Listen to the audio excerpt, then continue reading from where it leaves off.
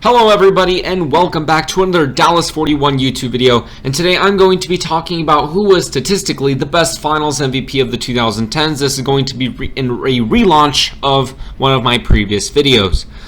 So again, let's just get straight into it, talking about the rules. I went into more depth about the rules previously on my who was statistically the best MVP of the decade. However, this is just a quick rundown, taking 9 main statistical categories, rounding each stat to the nearest whole number for every player, and comparing player by player, stat by stat, and then giving the point to the player that I am comparing who has the better stat. And however, I'm not going to be very nitpicky. I'm going to give the point in the points category if there are more than 4 points, because 4 points is 2 possessions. If there is a 5% or more difference in stats in the percentage statistics, I'm giving the point to the player who has more. And on all the other statistics, which requires 1 of the stat to be counted. So if you get a bucket, that's 2 points.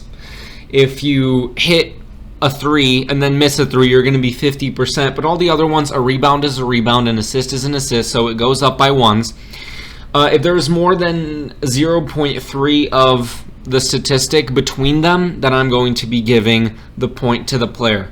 So let's just get straight into it and talking about the worst of the decade.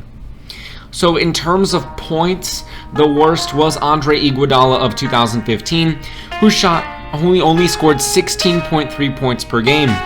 In terms of assists, the lowest was a tie between Dirk Nowitzki of 2011 and Kawhi Leonard of 2014, who both only had 2 assists a game in the finals, because you get your finals MVP for your performance in the finals.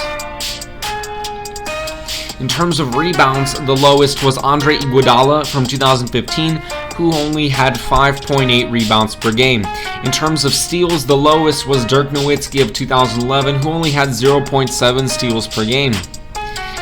In terms of blocks, the lowest was again Andre Iguodala of 2015, who only had 0.3 blocks per game. In terms of field goal percentage, the lowest was Kobe Bryant of 2010, who only shot 40.5% from the field. In terms of three-point percentage, the lowest was LeBron James of 2012, who only shot 18.8% from the three-point line. In terms of free throw percentage, the lowest was Andre Iguodala of 2015, who shot a ghastly 35.7% from the free throw line. And in terms of turnovers, the highest, which because more turnovers is bad, the highest was LeBron James of 2016, who had 4.4 turnovers per game. Now let's talk about the best of the decade from every single statistical category. In terms of points, the highest was Kevin Durant of 2017, who had 35.2 points per game. In terms of assists, the highest was LeBron James of 2016, who had 8.9 assists per game. In terms of rebounds, the highest was again LeBron James of 2016, who had 11.3 rebounds per game. In terms of steals, it is a tie between LeBron James of 2013 and LeBron James of 2016, who both had 2.3 steals per game in the finals. In terms of blocks, the highest was again LeBron James of 2016, who had 2.6 blocks per game. In terms of field goal percentage, the highest was Kawhi Leonard of 2014, who shot 61.2% from the field in the finals. In terms of three-point percentage, it is again Kawhi Leonard of 2014, who shot 57.2% from 3. In terms of free throw percentage, the highest was Dirk Nowitzki of 2011, who shot 97.8% from the free throw line in the finals. And in terms of turnovers, the lowest was Andre Iguodala of 2015, who had 1 turnover per game. Now let's have some fun with the stats and talk about the average finals MVP, where I'm taking all the statistics from all the finals MVP of the decades and averaging them out. The average finals MVP averages 26.4 points, 5.2 assists, 9.1 rebounds, 1.6 steals, 1.2 blocks, shoots 48.8% from the field, 38.1% from 3, 81.4% from the free throw line off of 2.7 turnovers. So now let's get into it. Let's talk about the actual rankings. And remember, this is only based off statistics, so my opinion doesn't count. So at number 10 is Andre Iguodala from 2015. And frankly, I agree. I have to agree. Andre Iguodala averaged 16.3 points, 4 assists, 5.8 rebounds, 1.3 steals, 0.3 blocks, shot 52.1% from the field, 40% from 3, 35.7% from the free throw line, and 1 turnover. Frankly, yeah, this is definitely the worst Finals MVP of the decade, and I'm not bashing Iguodala, but this Finals MVP was given to him for 2 reasons and 2 reasons only. 1, Stephen Curry was underwhelming, and 2, Iguodala played great defense against LeBron. But that's literally the only 2 reasons. In fact, in the regular season, Andre Iguodala didn't even start a single game in the regular season. He didn't even start every game in the finals. So yeah, it was an effort MVP, and his statistics reflected that. He definitely deserved it, but still, Andre Iguodala, definitely, the worst MVP of the decade. At number 9 is Kobe Bryant from the year 2010. And in 2010, Kobe Bryant averaged 28.6 points, 3.9 assists, 8 rebounds, 2.1 steals, 0.7 blocks, shot 40.5% from the field, 31.9% from 3, 88.3% from the free throw line off of 3.9 turnovers. I'd have him a little higher if I was using my opinion, because there is some context to this. First of all, this was a dogfight of a series. There was a battle to the bitter end through blood, sweat, and tears. And to top it all off, Kobe Bryant had a messed up finger. In fact, if you read Kobe Bryant's book, The Mamba Mentality, he says that he literally had to reteach himself how to shoot after he tore his tendon in his right middle finger. So yeah, Kobe Bryant did a lot for his team in that series, not only on offense, but on defense as well. Ray Allen had a great series, but Kobe choked him up as best he could. And frankly, he had an absolutely outstanding finals campaign. However, statistically, it's not the best. So moving on to number 8, which is Dirk Nowitzki from the year 2011. And in 2011, Dirk Nowitzki averaged 26 points, 2 assists, 9.7 rebounds, 0.7 steals, 0.7 blocks, shot 41.6% from the field, 36.8% from 3, 97.8% from the free throw line off of 2.8 turnovers. I definitely have him as like number 2 maybe if I could use my opinion, because what Dirk did that year was absolutely spectacular stuff, taking his team past the Trailblazers, which was an underrated team, sweeping the 2-time defended champions, beating the team that would be the finals runner-ups next year, and then beating the Big 3 Miami Heat, who would be next year's champions. Dirk Nowitzki did all of that, and he of course had his team, but Dirk definitely carried them throughout all that. But yes, statistically, not the best Finals MVP of the decade. There are better, but in terms of stories, this might be either number 1 or number 2 of the decade. At number 7, we have Kawhi Leonard from the year 2014. And in 2014, Kawhi Leonard averaged 17.8 points, 2 assists, 6.4 rebounds, 1.6 steals, 1.2 blocks, shot 61.2% from the field, 57.2% from 3, 78.3% from the free throw line off of 1.3 turnovers. Another effort MVP. Even though his numbers were better than Iguodala's, still, Kawhi Leonard was given this MVP not for his actual performance on really all around just carrying his team, but for how well he guarded LeBron James. Which, again, no easy feat, of course, guarding LeBron James, but that's really the only reason Kawhi got that MVP. And he wasn't the main offensive weapon on that team. That team was very good, so that's why his numbers from the field are a little inflated, because if you know Kawhi Leonard, if you know the history of his career, Kawhi Leonard is not a 60% from the field, 57% from 3 shooter. It's just how he was able to get open looks and how much his team was there on offense, which makes sense because Kawhi Leonard only averaged about 18 points in those finals. So yeah, not the main offensive weapon effort MVP still. At number 6 is LeBron James from the year 2012.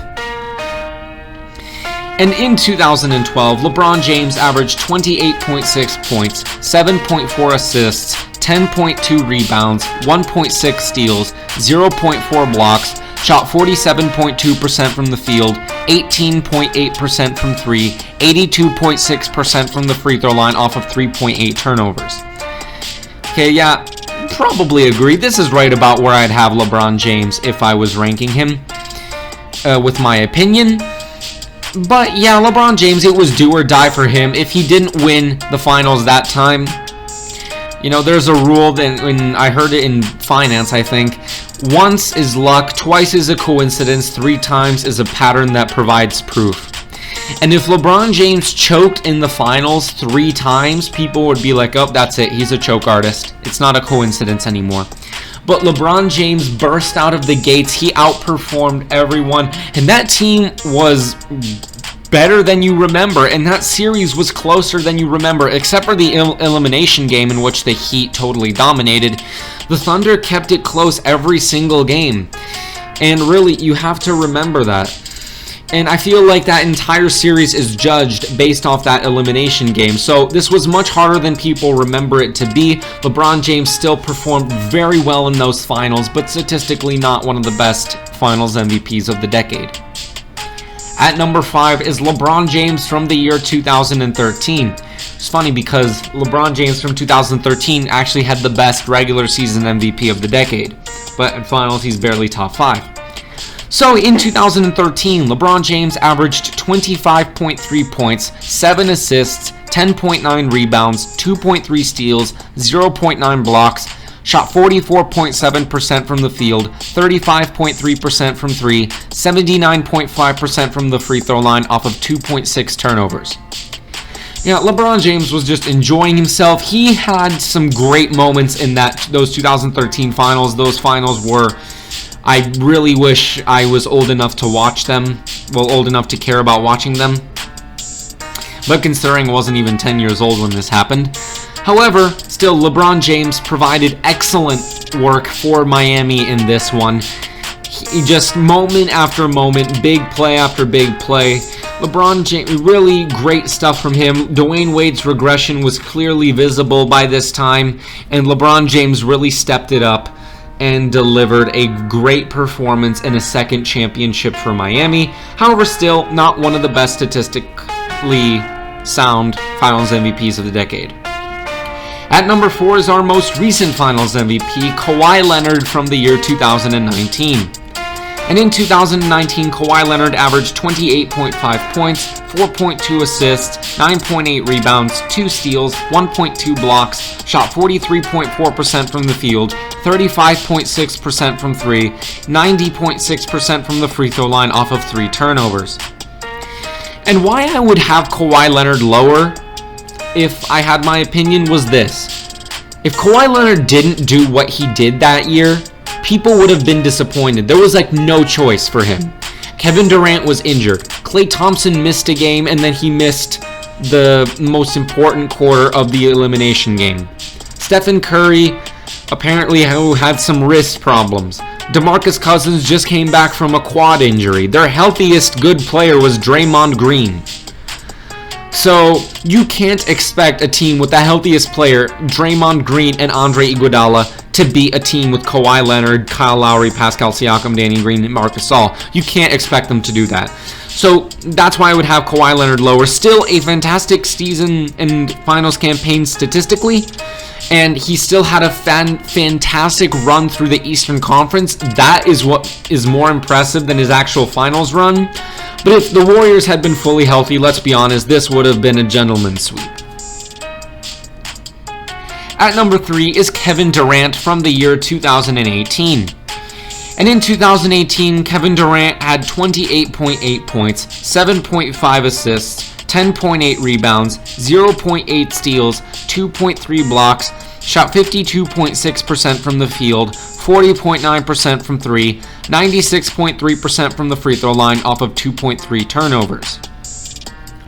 Yeah, Kevin Durant, it looks great on paper, but I definitely have him lower because this was probably one of the worst Cavaliers team LeBron James has ever had.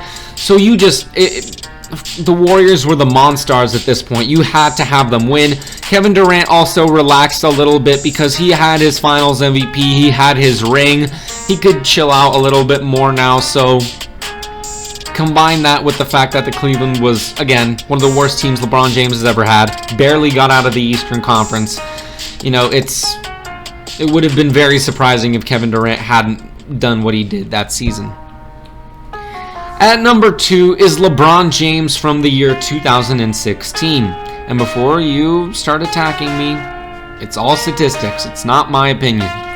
My opinion, he would be number 1. But in 2016, LeBron James averaged 28.8 points, 8.9 assists, 11.3 rebounds, 2.3 steals, 2.6 blocks, shot 49.4% from the field, 37.4% from 3, 72.1% from the free throw line off of 4.4 turnovers.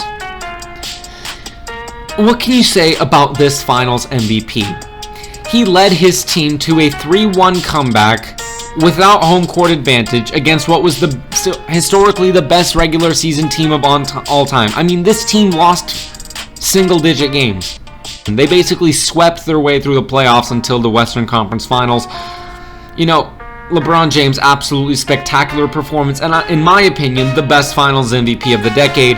But however, the statistics, in my opinion, do not concur, because at number 1 is Kevin Durant from the year 2017. And in 2017, Kevin Durant averaged 35.2 points, 5.4 assists, 8.2 rebounds, a steal, 1.6 blocks, shot 55.6% from the field, 47.4% from 3, 92.6% from the free throw line off of 1.6 turnovers. Even though they were expected to win, Kevin Durant went all out that year. He definitely deserved this. Well, of course he deserved it. But Kevin Durant just exploded because this was his chance to get back at LeBron James for 2012. It had been 5 years. Kevin Durant was taken no prisoners. This was his second appearance in the finals. He was expected to win, so he did everything in his power to win. He did, and he actually hit a lot of clutch shots. Those games were actually a little close sometimes, despite what the final scores were. A lot of the times it was Kevin Durant helping the Warriors pull away. So yeah, terrific stuff from him in those finals, and statistically the best Finals MVP of the decade. So what do you all think? I will be relaunching my rookies video next, so please stay tuned for that. But not really much else to say, so for now, this is Dallas41 signing off.